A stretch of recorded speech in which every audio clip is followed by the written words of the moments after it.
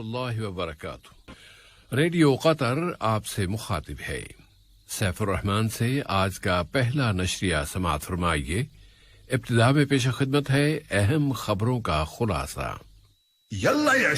سمو امیر نے قازقستان کے صدر سے ان کے ملک کے جنوبی حصے میں واقع گولے بارود کے گودام میں دھماکے سے ہونے والے جانی نقصان پر تعزیت کا اظہار کیا ہے۔ قطر اور ترکی کے درمیان افغانستان کے حالات سے متعلق رابطہ اور انخلا کے کاموں میں دوحہ کے کردار کی تعریفیں۔ افغانستان سے انخلا کا عمل اپنے آخری مراحل میں ہے اور امریکہ نے افغان دارالحکومت کابل میں ایک فضائی حملہ کیا ہے۔ اور قطر میں قومی استحقاق پر مشتمل شورا کے انتخابات میں 40 خواتین بھی بطور امیدوار میدان میں اتری ہیں۔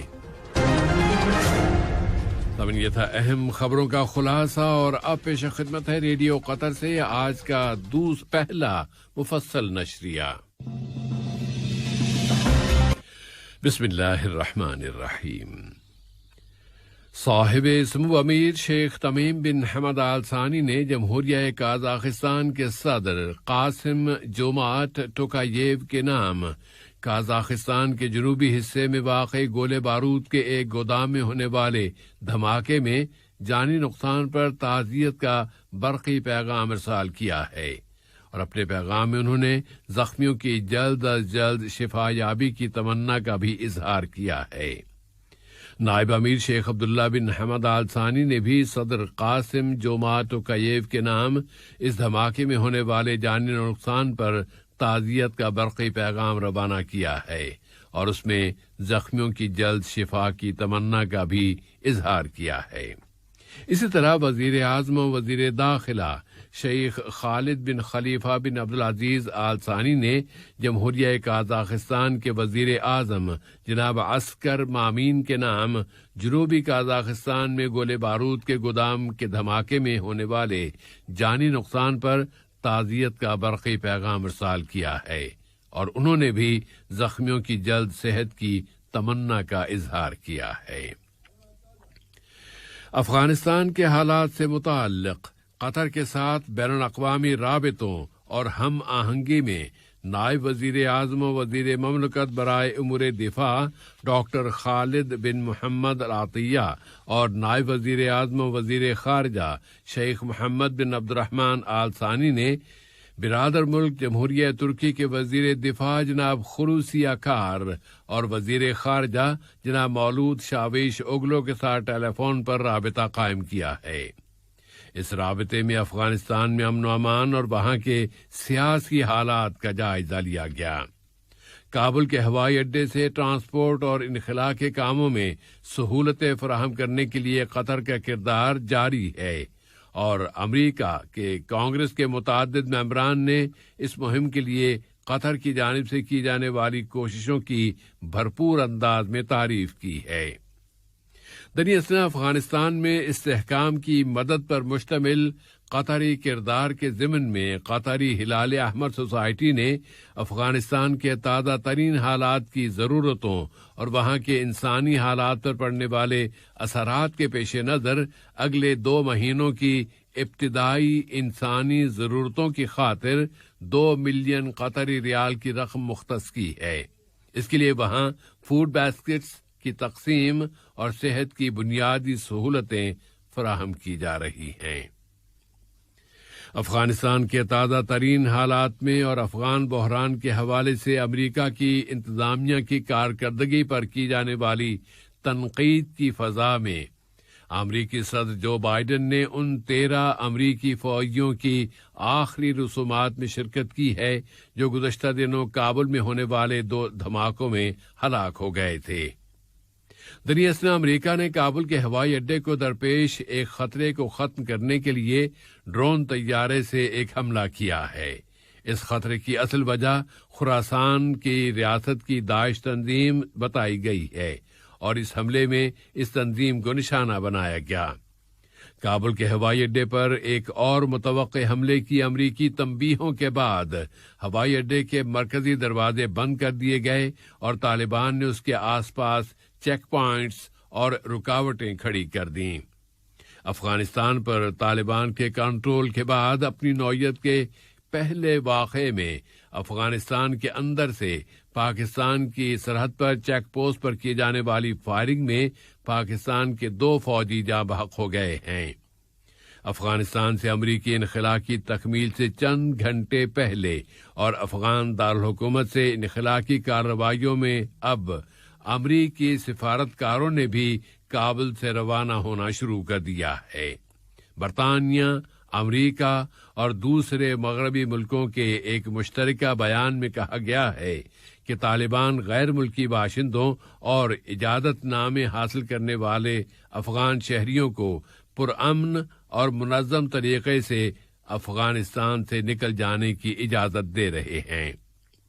افغان فریقوں کے درمیان ڈائیلاگ اور امن کی بحالی کے لیے قطر کے فعال کردار میں اب طالبان کے سب سے بڑے رہنما ہبت اللہ اخندزادہ نے افغانستان میں تحریک کی سیاسی قیادتوں کے ساتھ اپنا پہلا اجلاس منعقد کیا ہے۔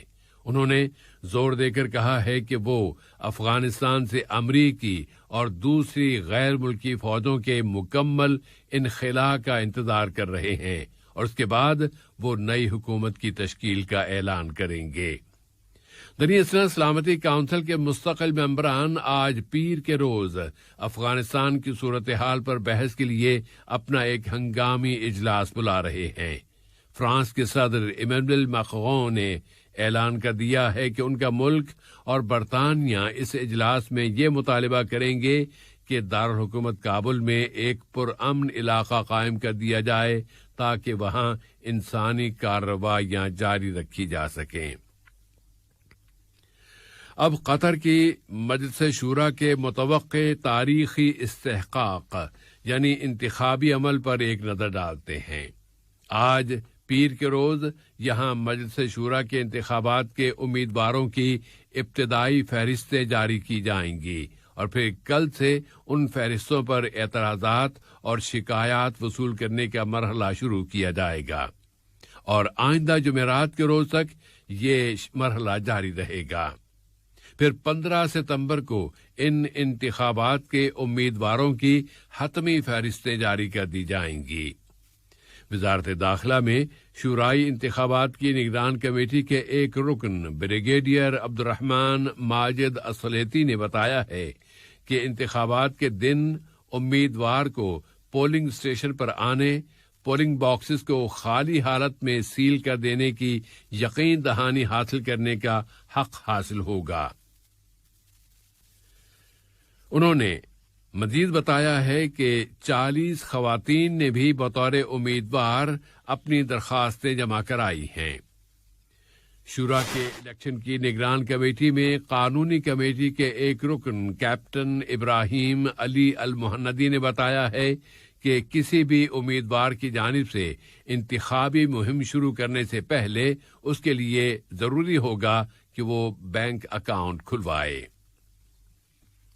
ملک میں کورونا وائرس کی صورتحال یہ ہے کہ اس بیماری کے مزید 306 متاثرین شفایاب ہو گئے ہیں اور ان کی شفایابی کے بعد جہاں صحت مند افراد کی کل تعداد یا صحت پانے والے افراد کی کل تعداد اب 2,29,640 ہو گئی ہے۔ وزارت صحت عامہ نے اعلان کیا ہے کہ یہاں کی سوسائٹی میں کورونا وائرس کے مزید 119 اور مسافروں میں مزید 60 کیسز رجسٹر ہوئے ہیں اور ملک میں لوگوں کو اینٹی کورونا ویکسین کی اب تک 4,392,745 ڈوزز دی جا چکی ہیں۔ یمن سے آمدہ خبروں کے مطابق ملک کے جنوبی ضلع الحج میں فضائیہ کے العند نامی اڈے پر راکٹوں اور ڈرون طیاروں سے حملے کیے گئے ہیں۔ وہاں کی آئینی حکومت کی وفادار فوج کے کم از کم 40 فوجی ان حملوں میں ہلاک اور 10 دوسرے زخمی ہو گئے ہیں۔ یمنی صدر عبد رب منصور ہادی نے اس حملے کے بعد حوثی تنظیم کو متنبع کرتے ہوئے کہا ہے کہ اسے بھاری قیمت چکانا پڑے گی اور یمنیوں کے حوالے سے اس کے ہر ایک جرم پر اس کا محاسبہ کیا جائے گا۔ شام میں وہاں کی سرکاری فوجوں نے شہر درعا میں حزب اختلاف کے مسلح اشخاص کی آخری پاکٹ پر بمباری کی ہے، جس میں کم از کم 6 اشخاص قتل ہو گئے ہیں۔ شہر پر مسلط کیے گئے محاصرے اور ناکہ بندی کے بعد سے یہ اب تک کا سب سے بڑا حملہ ہے۔ اسی شہر درعا سے شامی انتظامیہ کے خلاف انتفاضے کا آغاز ہوا تھا، اور امریکہ میں آنے والا ایدا نامی سمندری طوفان ریاست لوئیزانا کے ساحلوں کے ساتھ ٹکرا چکا ہے۔ اس کی شدت 4 ڈگری تک خطرناک بتائی گئی تھی، لیکن اب اس کی شدت میں کمی آ گئی ہے۔ صدر جو بائیڈن نے بڑے پیمانے پر تباہی کی تنبیہ کی ہے اور کہا ہے کہ یہ طوفان اگلے کئی ہفتوں تک انسانی آبادی کے لیے خطرہ بنا رہ سکتا ہے۔ اہم خبروں کا خلاصہ ایک مرتبہ پھر۔